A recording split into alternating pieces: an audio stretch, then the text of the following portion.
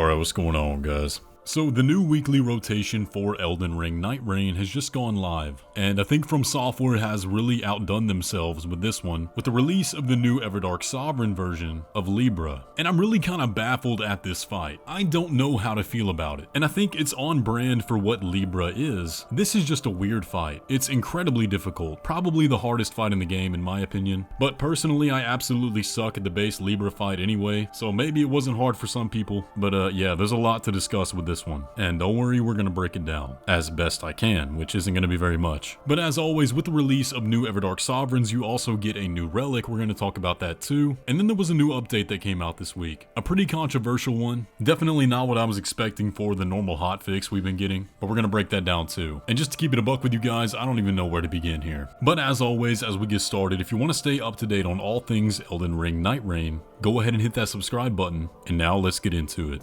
So like I said, normally I would do a full move breakdown of these fights, going over absolutely everything that this boss can do, but this one isn't really like that. Now the fight begins as normal, where you can make your deals with Libra if you so choose. Personally, I don't like to make the deals, I don't like the drawbacks you get, but the fight at this point is pretty standard. It's the same as the base fight, where he's doing his standard moves, he can switch between his forms, but this right here should all be familiar. Now like I said, this is my worst fight in the game by far. I'm just not great at it. I don't like AoE fights, and he does a lot of AoEs, but you only get this for about 15% of his health. This phase change is much earlier than the other Everdark Sovereigns. The others change at around 30-40%. Libra's is almost right off the bat. You'll see him go into this giant sigil and call forth this big beam of light. Obviously stay away from it, and he'll change it to his new form, where he's got this long fur cloak and a split in the middle of his chest with all these runes. He will then perform an attack where it says a demon summons the condemned, and here he will summon forth an NPC.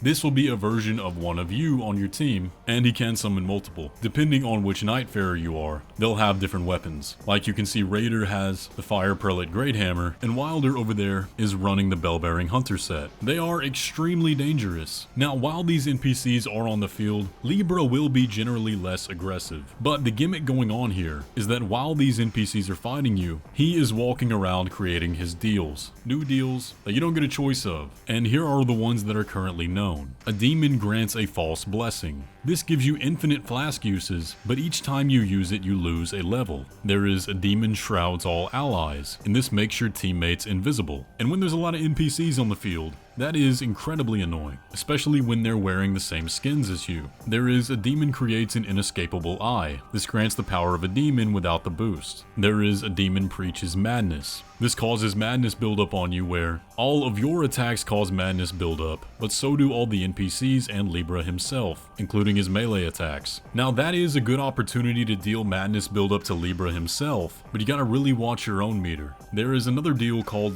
a demon offers a challenge. This will have both Libra's health and your own, but the catch is that he's gonna use this one after he's already 50% health, so it's really not a debuff to him, nearly as much as it is to you. And then the final one is a demon incites a riot. This adds more NPC summons to the field.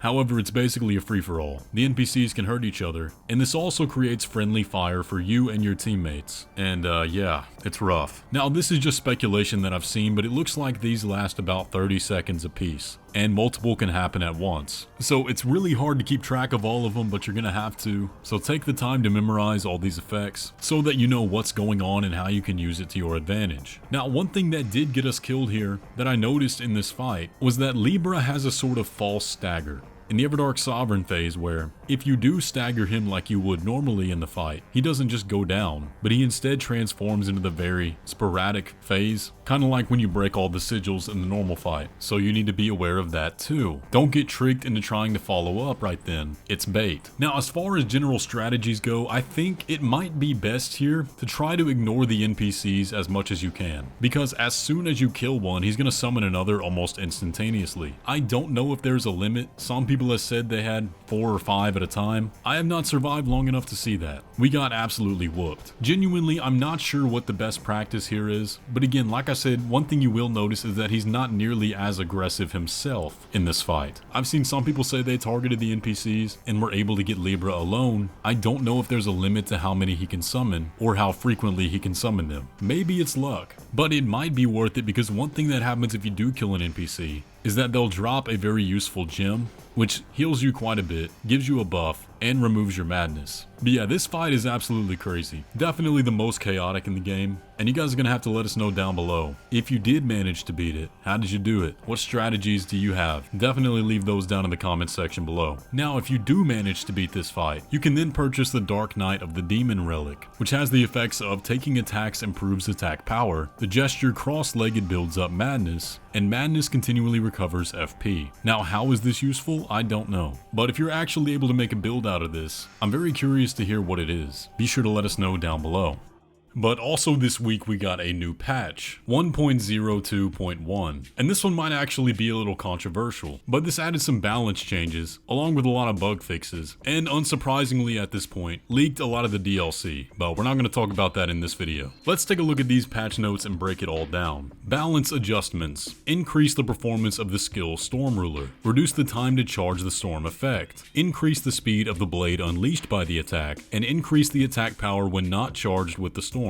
Now, there's been an argument ever since this fight dropped about whether it was too hard, too easy, or too annoying. Personally, I found this fight really annoying. I thought the spectacle was cool, the callback is cool, but it just wasn't fun to me. I beat it once and then I never wanted to fight it again. But I mainly think this buff was necessary because the Storm Ruler does magic damage, and Augur has high resistance to magic damage, so how does that make sense? Now, obviously we can't test this patch because Augur is not in rotation right now, but if anything, I feel like this new buff was primarily to just offset that resistance, so I think it's fair. But what do you guys think? Was this change necessary? Y'all let me know down below. But now let's talk about the bug fixes. So let's go through these one by one. Fixed a bug where, under certain conditions, using dropped items would prevent any actions other than moving and camera operation. That sounds horrible. Glad that's fixed. Fixed a bug where effects triggered by successful guards would not activate for certain guard actions. Fixed a bug where target lock would immediately be released on eggs or insects, parasitizing the player when Duchess's ultimate art finale effect is active. Fixed a bug where some attacks by Everdark Sovereign Maris Fathom of Night would cause stagger damage when negated with the Executor's skill. Fixed a bug where, under certain conditions, the relic effect while character skill is active unlocking use of Cursed Sword restores HP would not activate. Fixed a bug where the skill Storm Ruler could be used without consuming FP by specific steps. Fixed a bug where the damage dealt to enemies by the passive effect Frostbite produces a mist of frost was higher than intended. Fixed a bug where using a flask would not heal the player's own HP when equipped with the relics that have the effect. Flask also heals allies, and I've had that one happen to me a few times, so I'm glad to see that fixed. And then they have a note here. We've identified a bug where healing is not distributed or the amount of healing distributed changes for allies who have acquired the passive effect, Gradual Restoration by Flask. This will be fixed in a future update. Fixed a bug where the displayed effect value of extended spell duration differed from the actual effect value. Fixed a bug where the color of effects generated by certain passive effects was different than intended. Fixed a bug where some attacks of the Everdark Sovereign Caligo Miasma of Night would not hit playable characters. And I did notice that one quite a bit. A lot of times the attacks would just straight up miss. Fixed a bug where the frame rate would drop during battles with Everdark Sovereigns Caligo Miasma of Night and Maris Fathom of Night under certain conditions. Again, I had that one happen to me a lot. Glad to see that fixed. Fixed a bug where the number of displayed relics did not match the actual number shown when sorting by order by size or order by color in the relic rights menu. Fixed a bug where certain relics could not be equipped when using specific filter functions in the relic rights menu. Fixed a bug where, under certain conditions, audio may not play correctly. Fixed a bug where continuous use of sorceries and incantations would degrade game performance for other players. Fixed a bug where activating certain passive effects or continuous use of sorceries and incantations could impact network stability, and corrected some text in Brazilian Portuguese. And then the final one is specific for PS5, fixed an issue where the UI including the HUD would disappear and the game might unexpectedly terminate if play were continued.